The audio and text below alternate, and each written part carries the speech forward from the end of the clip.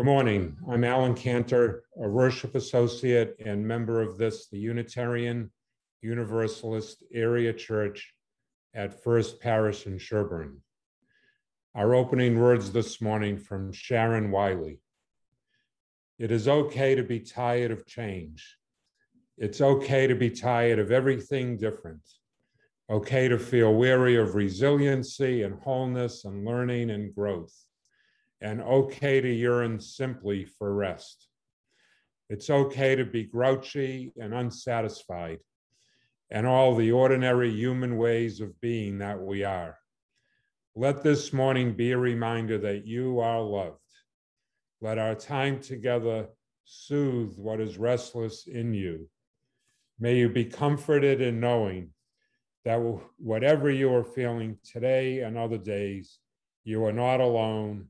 You are never alone. Come, let us worship together.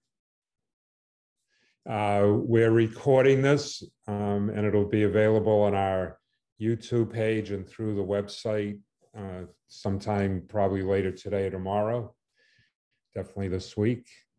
After the service, we invite you to join us for a coffee hour in breakout rooms for 15 minutes. And we welcome Laura Randall to our pulpit once again. Laura was our first intern many lifetimes ago, it seems, but she's she works now for the UU Service Committee. And I don't know, I love Laura. I was so happy to be with her in her internship. And watch her grow over these years. So welcome. Thank you. We shall be known by the company we keep, by the ones who circle round attendees' fires. We shall be known by the ones who sow and reap the seeds of change, alive from deep within the earth. It is time now, it is time now that we thrive. It is time we lead ourselves into the well. It is time now, another time to be alive. In this great turning we shall learn to lead in love. In this great turning we shall learn to live in love.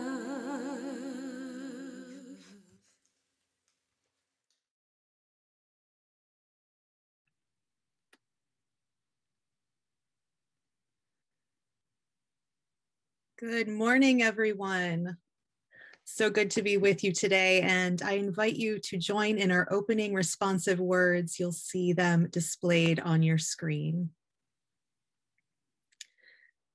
It is now when we are called as witnesses of the world.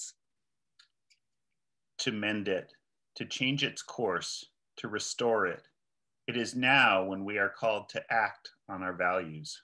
Not to hide, not to fear, but to be bold and loud. It is now that we are called to continue our fight for justice, to organize, to speak up. It is now. Let us gather, let us give each other courage, let us worship.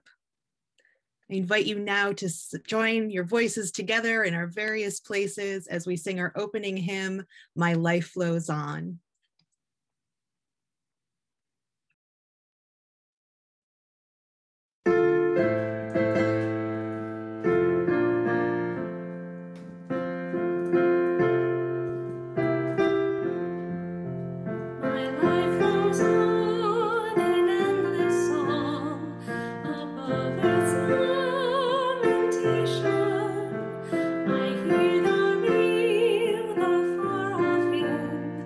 I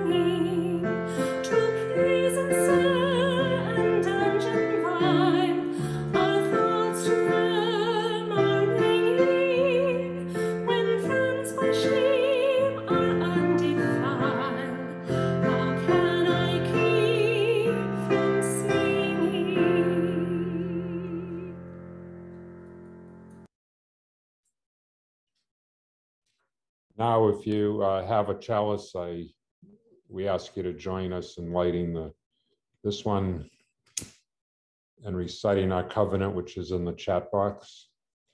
Love is the spirit of this church, and service its law. This is our great covenant, to dwell together in peace, to seek truth and love, and to help one another.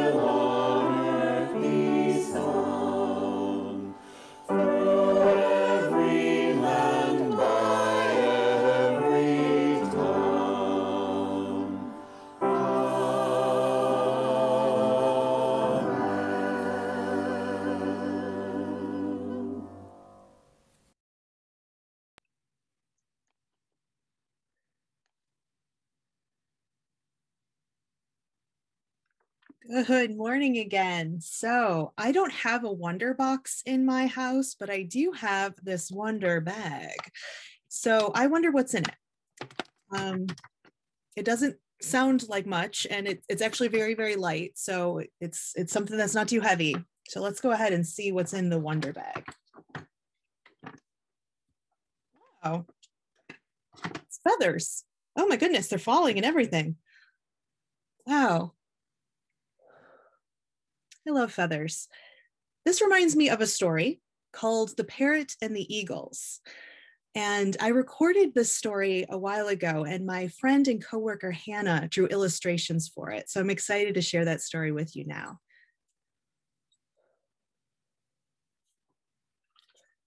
Let's go to the story.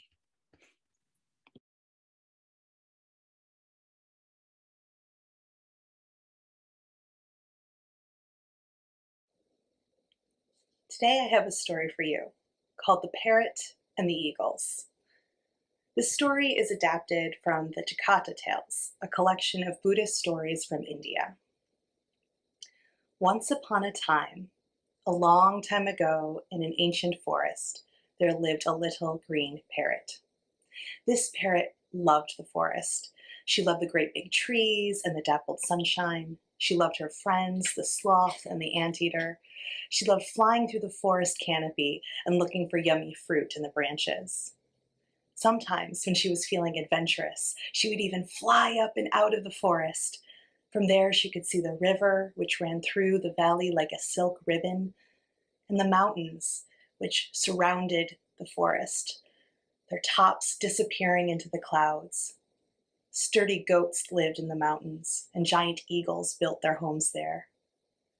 One day, the parrot woke up from a nap and found that her nest was surrounded in smoke. The forest was on fire. Quickly, the parrot flew up very high, and looking down saw that the fire was spreading quickly. Soon it would consume the whole forest.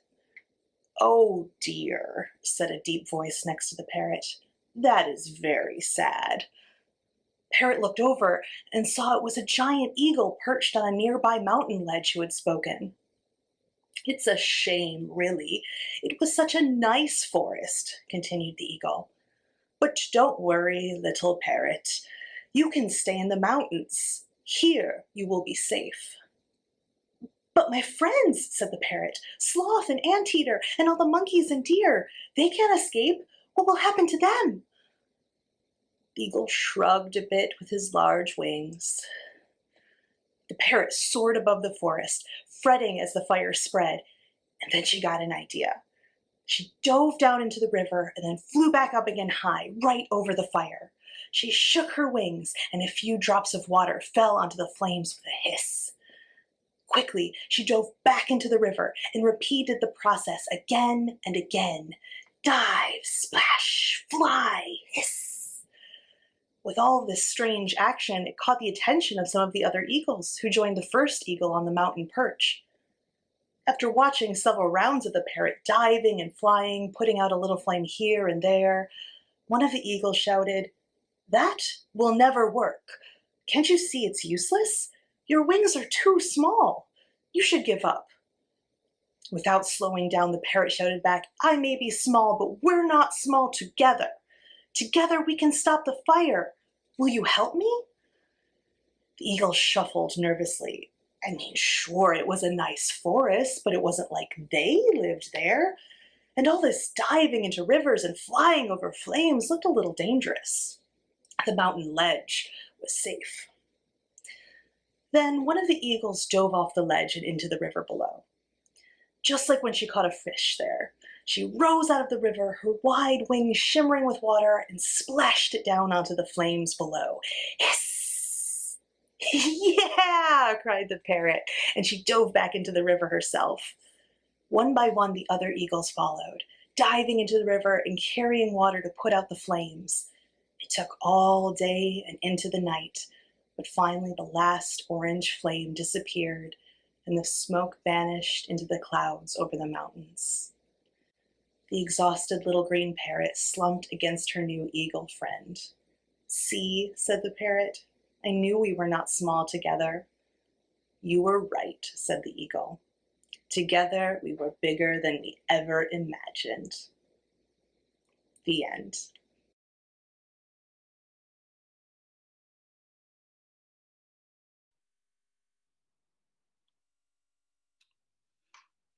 Friends, I invite you to take your shoes off or slippers if you wish and plant your feet on the floor. Take 2 or 3 deep breaths as we enter into a meditative state together and begin our call to prayer in words and silence.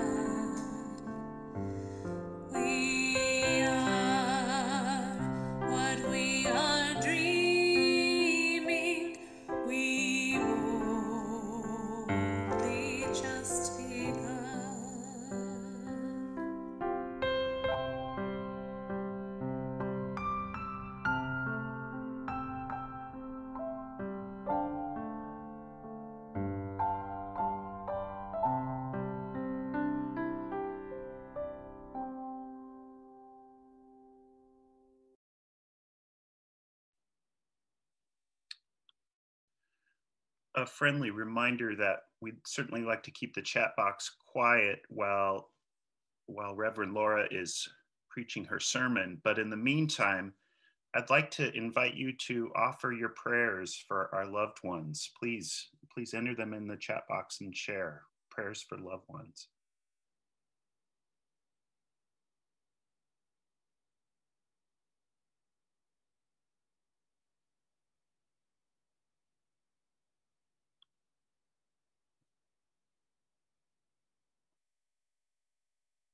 For Rocco and Wendy.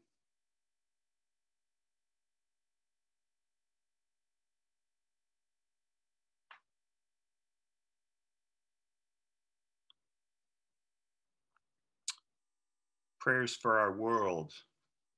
I invite you to share prayers for our world as well. For the Schultz family, for Jennifer, for Dan,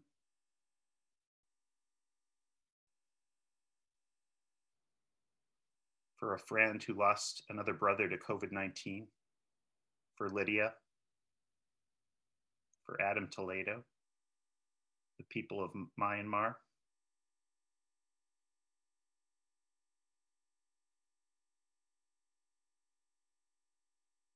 for Brenda and Sue, for the Sufi community in Indianapolis,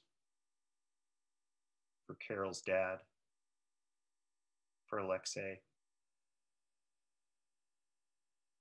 for an English pen pal of over 60 years who recently died, for all refugee children, for the families of people killed in Indianapolis.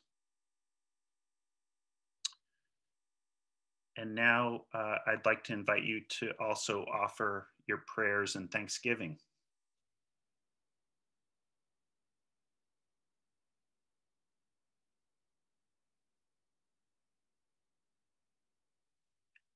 For a friend who had surgery after a heart attack last month.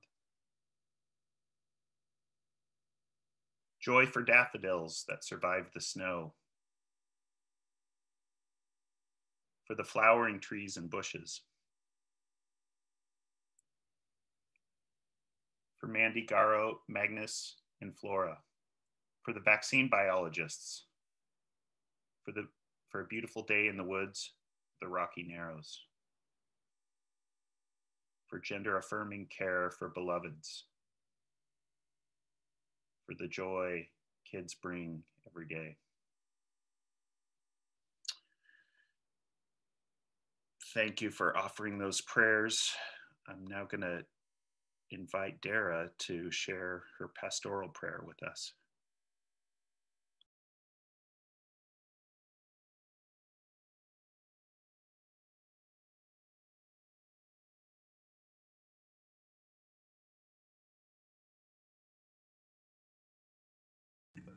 Sorry, everyone. I'll get this right sometime.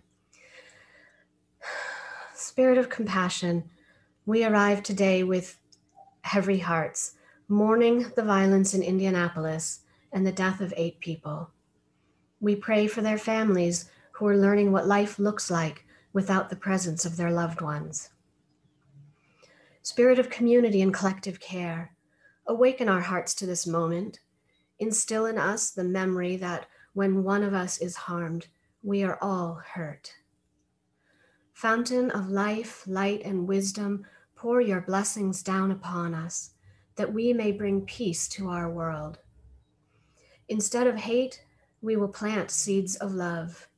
When we are hurt, when someone has done harm, we will bring forgiveness and reconciliation.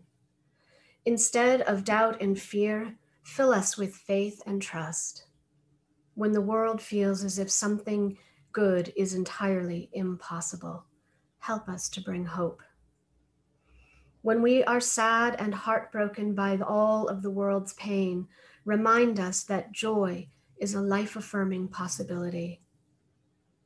Spirit of creation, help us comfort each other even when we feel uncomfortable. Help us to understand others even when we feel misunderstood. To love others even if we feel unloved. To understand that when we give love, we feel love. When we forgive others, we are also forgiven. May it be so, and amen.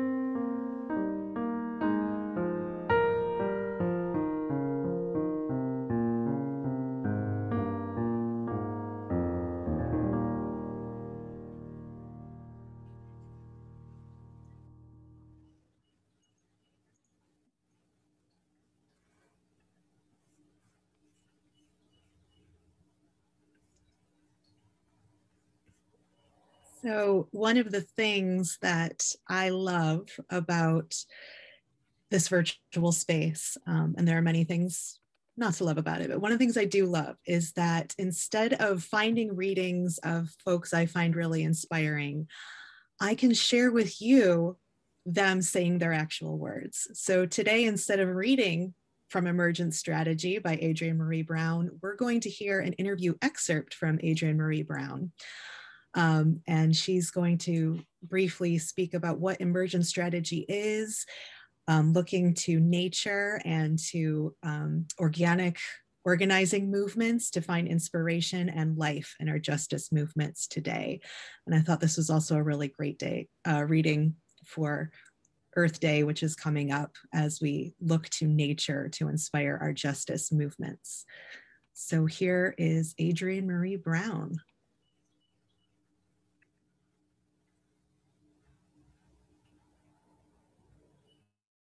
Emergent strategies are ways of looking at the world, the natural world that we're a part of, and searching for collaborative efforts. Like, where does collaboration happen? Where is right relationship happening between humans and the planet, between different parts of the planet?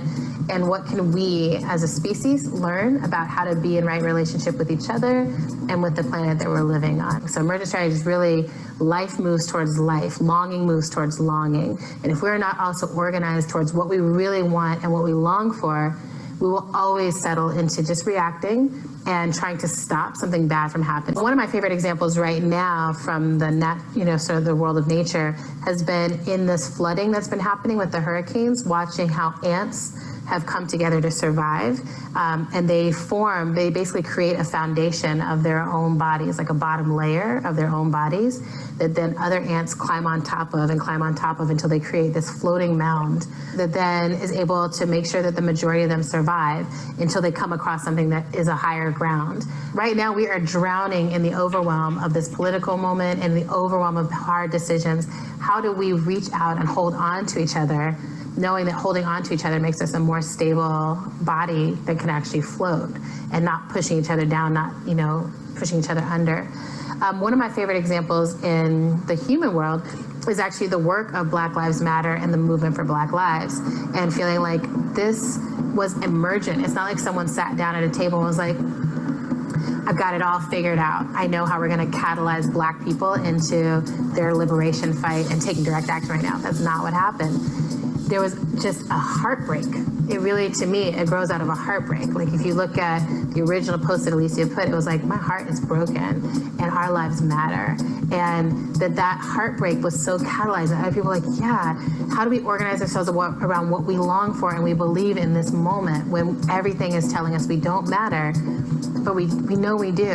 How do we move that? And that so many people answered that call, and that they have really tried to hold, like, oh, what does decentralization look like? How do we keep adapting to changing conditions? Things that organically emerge from a real desire and a real longing, those are the ones that catalyze the most other people. They're super compelling. Like, when you see someone feeling a real emotion, that's what you want to move towards and be like, I want to be a part of this. It's not just getting me to sign my name on a petition. It's not just getting me to be a number in the street. You actually want me to care about my own life and my children's life. Yeah, I'm down for that.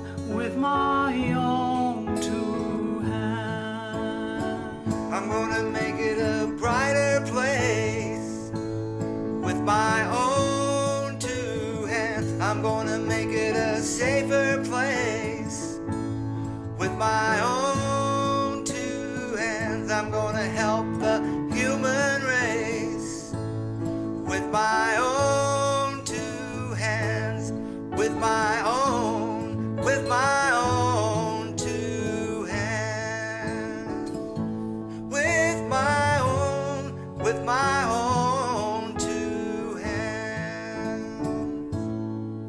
I can hold you with my own two hands. I can comfort you with my own two hands. But you gotta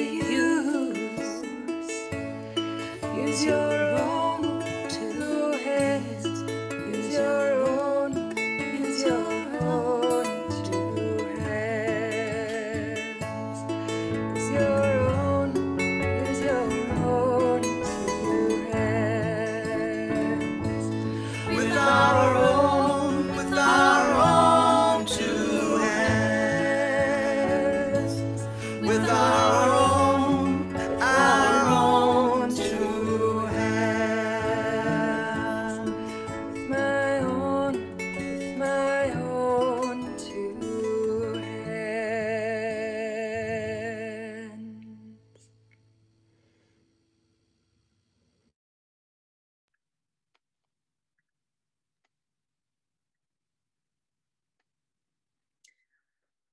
Oh, that was beautiful. Hi, UUSAC family. It's so good to be with you today. I know I say this a lot, but being with you is always a homecoming for me. And I'm really grateful for this opportunity to explore beloved community and justice making with you and share a little bit about what UUSC is doing now, the UU Service Committee where I work. So perhaps you, like me, have been watching or reading the news lately and feeling some despair. So many mass shootings, the state-sanctioned murder of Black and brown bodies, the rise in anti-Asian hate crimes, the refugee crisis at our southern border, the increasing death toll from the military coup in Myanmar, also known as Burma, as the military escalates their violence against the pro-democracy demonstrators there, and of course, this pandemic. There are countless other crises I could name, but that would be a real bummer of a sermon. As these situations, like many disastrous events of the past year, transition from acute to chronic, we must remember that going back to business as usual is not an option. Not if we seek to live up to the values we espouse and create a world with more justice, a world in which everyone's needs are met, a world in which no one is hungry and everyone has shelter, a world where the earth that sustains us is honored and cared for. And this world is possible. This is a world built on love. And I'm not talking about romantic love here, but a bigger, more encompassing love. The liberatory love that creates beloved community. The kind of love that allows us to stay in the struggle until everyone is welcome, everyone is whole, everyone is free. This is what we are being called to now in so many ways. Co-creating a beloved community that looks to partners, not saviors, that looks to justice, not the status quo.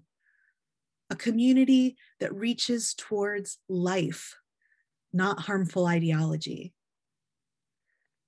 Dr. Cornel West reminds us that justice is what love looks like in public. And justice is central to beloved community that we're trying to create.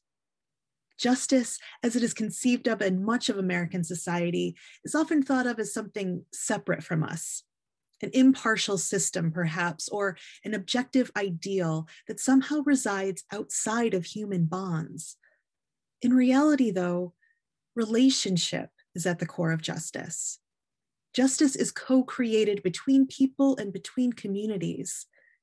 And this means that justice is foundational to forming beloved community. The author Rachel Naomi Remen describes justice work as being in service of wholeness. I love this phrase, being in service of wholeness. This idea is also found in the words of the Australian Indigenous activist Lilla Watson, when she says, "If you've come here to help me, you're wasting your time. But if you've come here because your liberation is bound up with mine, then let us work together." Activist and author Adrienne Marie Brown speaks to this when discussing emergent strategy, as she did in the video we just watched. Emergent strategy is the practice of looking to instances of right relationship in the natural and human world and following their examples. Brown points to the mutually supportive, morally grounded, and imaginative community-based solutions as the animating force and redemptive power of justice work today, is the foundation of beloved community, of life reaching towards life. The Unitarian Universalist Service Committee, better known as UUSC, is also part of this journey, one that has shifted our work from charity to justice, from depending on a few key leaders to centering grassroots partnerships and leaderful movements. Founded in 1940 in response to the rise of fascism in Europe, UUSC began as a mission by a Unitarian minister and his wife, Waitstill and Martha Sharp, who traveled to Prague in order to do what they could to get as many Jews and political dissidents being targeted by the Nazis to safety. As the war continued, they were forced to move frequently, but managed to distribute desperately needed food and supplies sent by Unitarians in the US, and even organized the first child safety transport trains, which later became the model used in Britain. As the years went on, the Unitarian Service Committee, which later became the Unitarian Universalist Service Committee, expanded its global work, sending aid to places around the world facing famine and disaster. Over time, however, our human rights work began to focus more on systemic justice issues. If you were to look at a timeline of all the work UUSC has engaged in the last 80 years, you would see the words provided and supplied frequently used in the 1940s and 50s. In the 1960s, you start to see the word joined. UUSC joined in the desegregation campaign in Georgia, for instance. Then in the 1970s, you start to see the beginnings of what we continue to do today. The most prominent word becomes partnered. Grassroots partnership, following the leadership of those affected by injustice, those injustices we're trying to address. This looked like clergy in El Salvador, getting them the resources they needed to publish the newsletters in the 1970s. It looked like bringing congressional delegations to Central America in the 1980s at the request of our partners to see the devastation US foreign policy was causing firsthand in the region. It looks like funding and organizing convenings now for community activists from different parts of the world who are facing similar challenges so they can learn from one another and expand their own communities of support. And we are still on this journey, always seeking to learn more and do better, knowing that justice work is complex and evolving, and we must be flexible and humble in order to meet the challenges before us, even as we remain rooted in our Unitarian Universalist values. Today, UUSC works with over 70 grassroots organizations all over the world, from Burma to the South Pacific, to Central America, to right here in the United States. Our work now focuses on climate forced displacement, crisis response, and migrant justice. While these initiatives may seem unrelated at first glance, they are at their core all interconnected. These issues are about the right to security within our homes, the right to restore our homes when they are ravaged by natural or human-made disaster, and the right to seek a new home elsewhere. We label these initiatives differently, but they are all interconnected in cause as well. The disasters UUSC answers with our crisis response work, the hurricanes, floods, and droughts, are caused or exacerbated by climate change. The migrant justice crisis we are seeing at the US border is caused in large part by climate change and environmental disasters, making it nearly impossible for many families in Central America to survive as farms fail due to years of increasingly arid conditions. Then there are the devastating hurricanes Ida and Iota, which slammed into Nicaragua and Honduras mere days apart last November, which left destroyed communities in their wake with next to no support from the country's governments. Add to that the long history of extractive oil and gas industries operating in Central America that have been destroying habitat, poisoning rivers, and murdering environmental activists who dare speak out for decades. And all of these factors contribute to the high rates of gang and domestic violence. Is it any wonder people are migrating in search of a better life?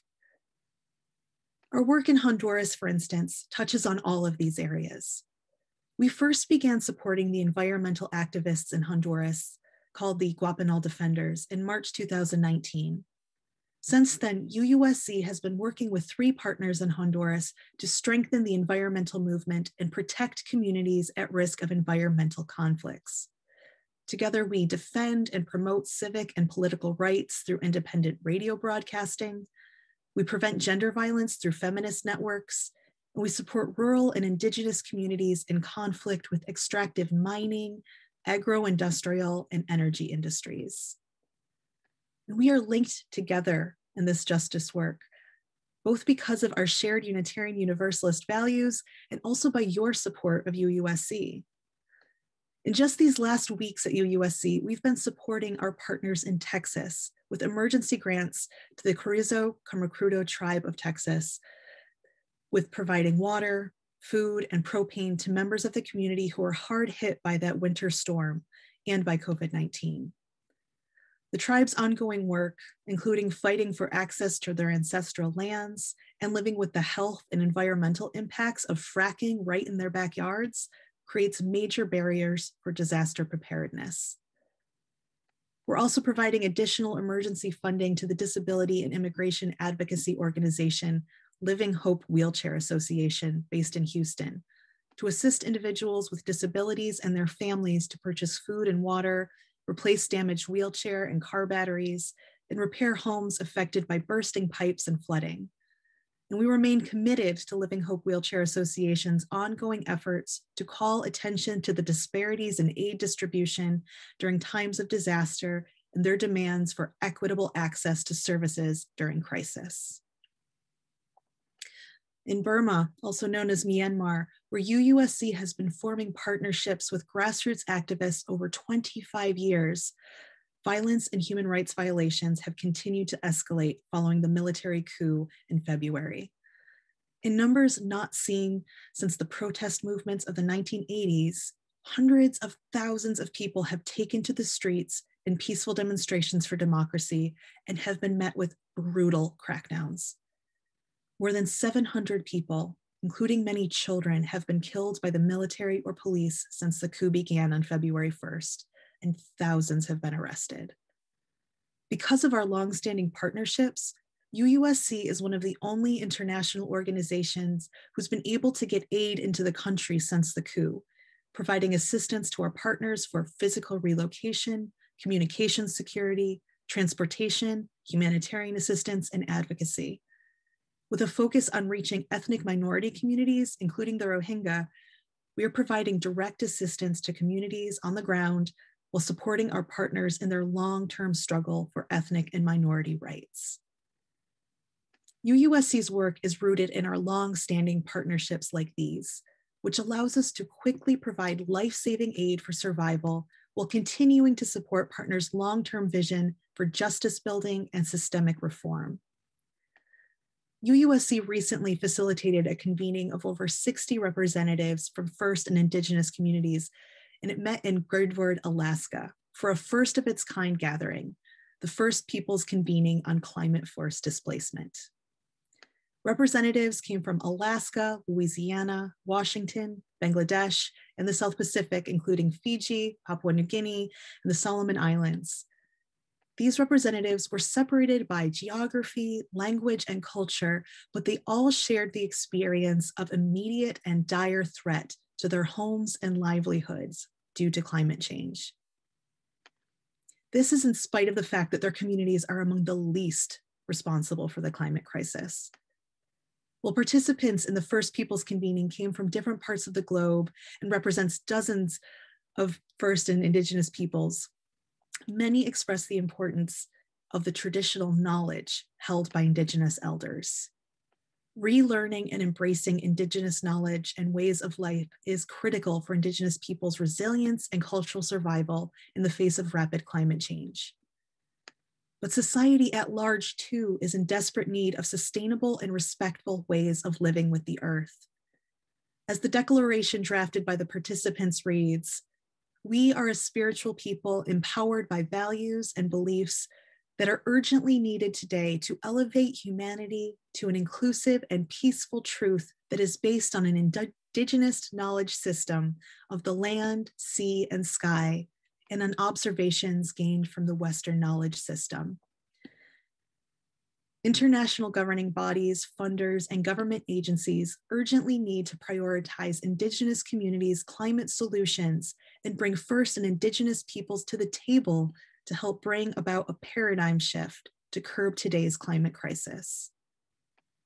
Climate justice requires that we address the threats to our planet holistically. Understanding that important issues like migrant justice, racial justice, and economic justice are not competing with climate justice for attention, but are all interrelated. If we are going to get to that other possible world that we dream of, that beloved community, we have to live and work not as if there is a scarcity of resources and ideas to solve these immense issues, but instead to tap into the vast network of interconnected communities who've been facing these challenges for generations and follow their lead into the future. By being in solidarity with and sharing resources with our UUSC partners, you are saying yes to justice, yes to community, yes to that which affirms life. This is one of the countless ways we become beloved community, even as we seek to create it. This is one of the many beautiful mysteries of beloved community.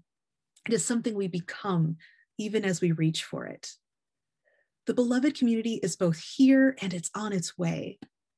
And it will never fully be realized, for even as we create a more just and loving world we dream of today, new people with new imaginative horizons will arrive, sharing with us visions of what radical love and radical welcome call us to next.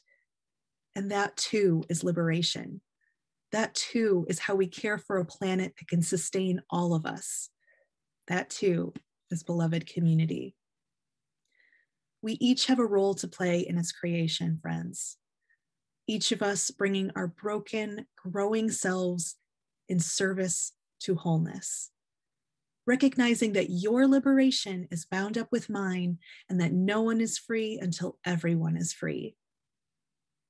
Beloved community is leaderful, joy-filled, imperfect, challenging, and flexible. It is life reaching towards life. May the love that gives your life meaning be that love of family, love of learning, love of the earth, or love of justice, bolster and sustain you. And may you share that love extravagantly with people near and far as we continue to create the beloved community together. Blessed be, and amen. And we are moving right into the time for a morning offering. As you may have guessed, the offering this morning will be going to support the work of UUSC. I hope some of the stories I've shared today have inspired you to be a part of this justice movement with your generosity. Like most UU institutions, UUSC carries forward its work with a modest budget. We strive to work smart, we strive to be agile, and our work with our partners has proven to be very effective. It's an effective way to make a tangible difference in places where people are often left behind by larger, more bureaucratic organizations. We're also proud to receive the highest rating from Charity Navigator for our financial health, our accountability, and transparency practices. We are a membership-supported organization that receives no funding from the UUA. All that UUSC does is made possible because of your financial support. The UU Area Church is now collecting offerings through Realm. You'll see a slide, it's up right now, with instructions on how to give, and the direct link to Realm will be in the chat box. Please designate whether you would like your donation to go towards your pledge or towards UUSC. And on behalf of the other 40 people on staff at UUSC and our partners and allies around the world, thank you. Thank you for your generosity and your commitment to human rights in this critical time. We couldn't do this work without you.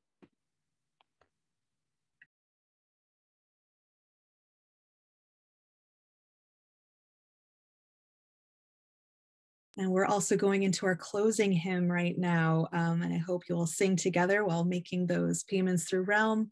Love will guide us.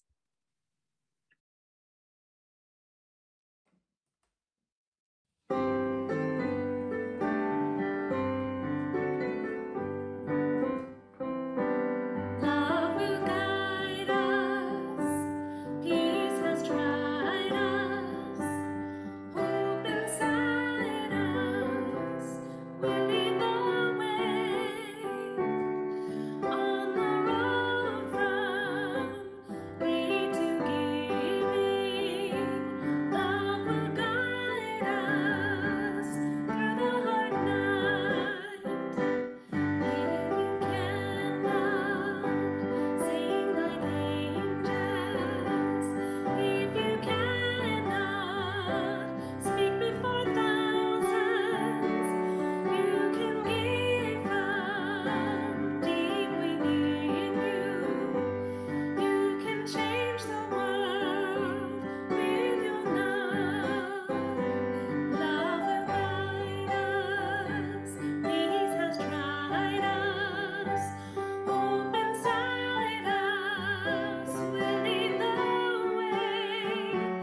On the road from greed to giving, love will guide us through the hard night.